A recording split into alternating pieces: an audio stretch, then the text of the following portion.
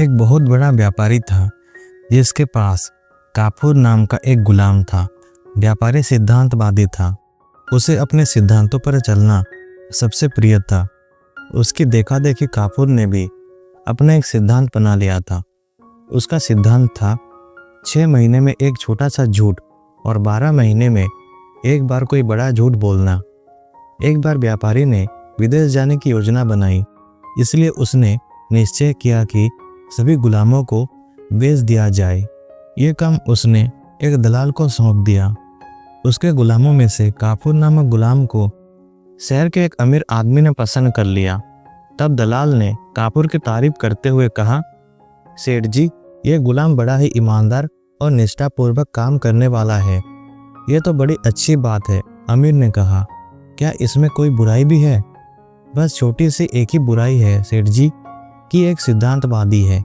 सिद्धांतवादी होना तो कोई बुरी बात नहीं है, इसमें क्या बुराई है? सेठ और अधिक खुश हुआ। मैं खुद सिद्धांतवादी हूँ और मेरा यह सिद्धांत है कि मैं बिना जांचे परखे कभी गुलाम नहीं खरीदता, और जब गुलाम को खरीद लेता हूँ तो उसके सुख दुख का पूरा ख्याल रखता हूँ। अब तुम मुझे इस गुलाम का सिद्धांत बताओ, क्या सिद्धांत है इसका? जवाब दलाल के बजाय गुलाम ने स्वयं दिया। मालिक, मेरा सिद्धांत यह है कि मैं 6 महीने में एक बार एक छोटा सा झूठ बोलता हूँ और 12 महीने में एक बार बड़ा झूठ बोलता हूँ। यह सुनकर व्यापारी खिलखिलाकर हंस पड़ा और बोला, बस इतनी सी बात है, मुझे कोई एतराज़ नहीं है। झूठ कौन नहीं बोलता? हम लोगों को तो हर रोज़ ढेरों झूठ बोलना पड़ता है। झूठ के बिना तो व्यापार चल ही नहीं सकता। व्यापारी ने दलाल को गुलाम की कीमत अदा की और उसे अपने साथ ले गया। काफूर बहुत मेहनती गुलाम था, साथ ही वह व्यवहार कुशल भी बहुत था। वह अपने मालिक की हर आज्ञा का पालन करता था।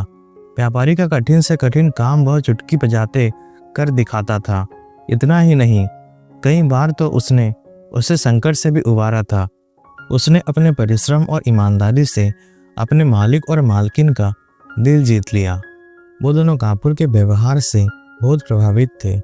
इस प्रभाव का यही परिणाम था कि कुछ दिनों बाद ही उन्होंने काफूर को अपना निजी गुलाम बना लिया। एक बार व्यापारी के घर पर कुछ मेहमान आए हुए थे। व्यापारी ने उनके सम्मान में एक दावत का आयोजन किया। ये आयोजन व्यापारी ने अपने रंग महल में किया था और यह स्थान शहर से बाहर था। दावत शुरू होने वाली थी कि तभी व्यापारी को ख्याल आया कि वह अपना सोने का अतरदान तो घर पर ही भूल गया है। उसने काफूर को बुलाकर उसे तुरंत घर जाकर अतरदान लेकर आने के लिए कहा। मालिक का आदेश पाकर काफूर तुरंत घर के लिए रवाना हो गया। काफूर को इस व्यापारी के यहाँ गुलामी करते हुए आज 6 महीने पूरे हो रहे थे। रास्ते में उसे याद आया कि अपने सिद्धांत के अनुसार उसे आज ही कोई छोटा सा झूठ बोलना चाहिए। काफूर को इस तरह का छोटा मोटा झूठ बोलने के लिए कोई कहानी गढ़ने में अधिक समय नहीं लगता था। अंततः उसने तुरंत एक कहानी गढ़ ली। उसने रास्ते से मिट्टी उठाकर अपने शरीर पर लगा ली, सिर के बाल बिखेर लिए। फिर वो रोता पीटता घर के आंगन में जा पहुंचा तथा बिना कुछ कहे आपा पीट पीट कर विलाप करने लगा। कितना नेक था मेरा मालिक! या अल्लाह, तूने मेरे मालिक को इतनी जल्दी क्यों उठा लिया? अच्छा होता कि मालिक के बदले तू मुझे उठा लेता। अब मेरा क्या होगा? इतना कहकर वो और जोर जोर से छाती पीटने लगा। काफूर के रोने की आवाज़ सुनकर व्यापारी की पत्नी घबरा गई। वो भागती हुई बाहर आई। उसे देखते ही काफूर ने रोते रोते कहा, मालकिन, गजब हो गया। मालिक रंग महल में मेहमानों के साथ बैठे हुए थे। एकाएक पीछे की दीवार उन पर गिर पड़ी। मालिक और सभी मेहमान उसके नीचे दबकर मर गए। यह सुनकर मालकिन दहाड़े मार मार कर रोने लगी। बात पता चलने पर उसकी दोनों बेटियां और पड़ोसी भी रोने लगे। घर के दूसरे नौकर भी मालिक की मौत की खबर सुनकर रोने लगे। देखते ही देखते पूरे घर में कोहराम मच गया। पड़ोसियों ने सेठानी को सांत्वना देने की बहुत कोशिश की, पर उसने शांत होने का नाम ही नहीं लिया। तभी उसकी नज़र रोते हुए काफूर पर पड़ी तो अचानक ही उसके मुंह से निकल गया, काफूर, खड़ा खड़ा क्या देख रहा है? जब मालिक ही नहीं रहे तो ये वैभव अब किस काम का? इन सब को तू मिट्टी में मिला दे।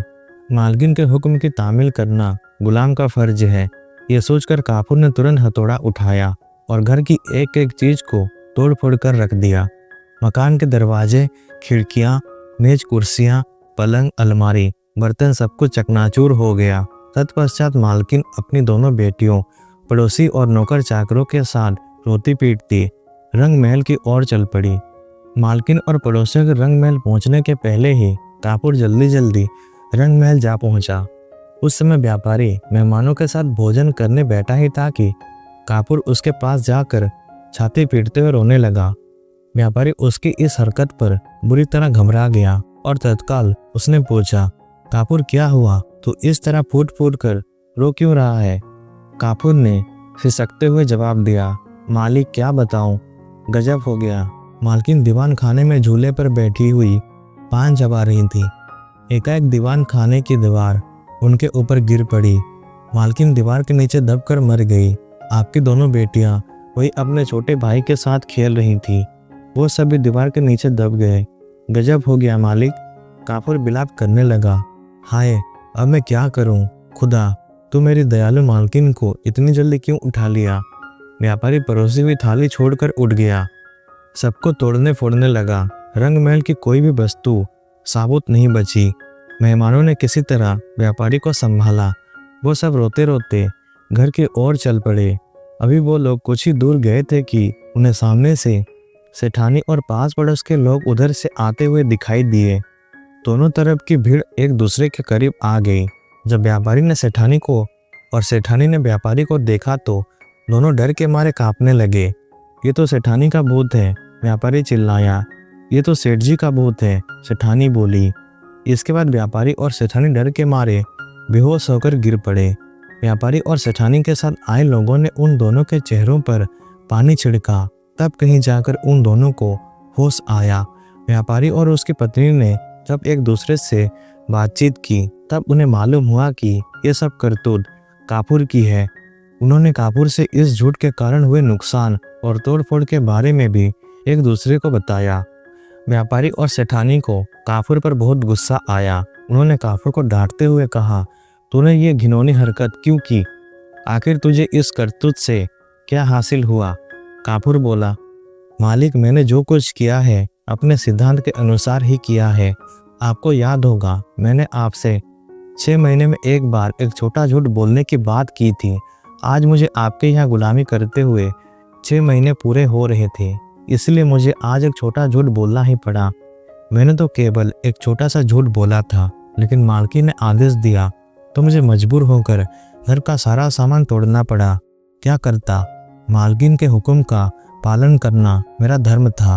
व्यापारी गुस्से से बोला, नालायक, तोड़फोड़ करने से पहले तूने नुकसान के बारे में तो विचार कर लिया होता। तूने हमारा लाखों रुपए का नुकसान कर डाला और ऊपर से जवान लड़ा रहा है। कापुर ने कहा, मालिक, आपका भी तो सिद्धांत है, जीते जागते इंसानों को गुलाम बनाकर रखना। आप एक निर्दोष एवं वफादार आदमी को जानवर की तरह जंजीरों में बांध कर रखते हैं, उसे जानवरों की तरह खरीदते और बेचते हैं। आप उस पर कोड़े बरसा सकते हैं। इतना ही नहीं, आप गुलामों की हत्या भी कर सकते हैं। जीते जागते इंसानों की पूरी जिंदगी इस प्रकार की गुलामी में ही बीत जाती है। इस अन्याय की तुलना में तो मेरी छोटी सी गलती कुछ भी नहीं है। कापुर की बातें सुनकर व्यापारी के कान खड़े हो गए। उसने सोचा, इस गुलाम का छोटा सा झूठ यदि इतना भयानक है तो बड़ा झूठ कितना विनाशकारी होगा। उसने कापुर से कहा, अब मुझे तुम्हारे जैसे गुलाम की जरूरत नहीं है। कापुर ने जवाब दिया, नहीं मालिक, ऐसा कैसे हो सकता है? आपने तो 12 महीने के लिए मुझे खरीदा है। दलाल के खाते में तो यह शर्त दर्ज है। 12 महीने के पहले आप मुझे कैसे छोड़ सकते हैं मालिक? व्यापारी और कापुर का यह विवाद सुल्तान के पास पहुंचा। उसने दोनों पक्षों की दलीलें सुनने के बाद कापुर को गुलामी से आज़ाद करने का आदेश दिया। इस प्रकार अपनी सूझबूझ से कापुर हमेशा हमेशा के लिए गुलामी से मुक्त हो गया।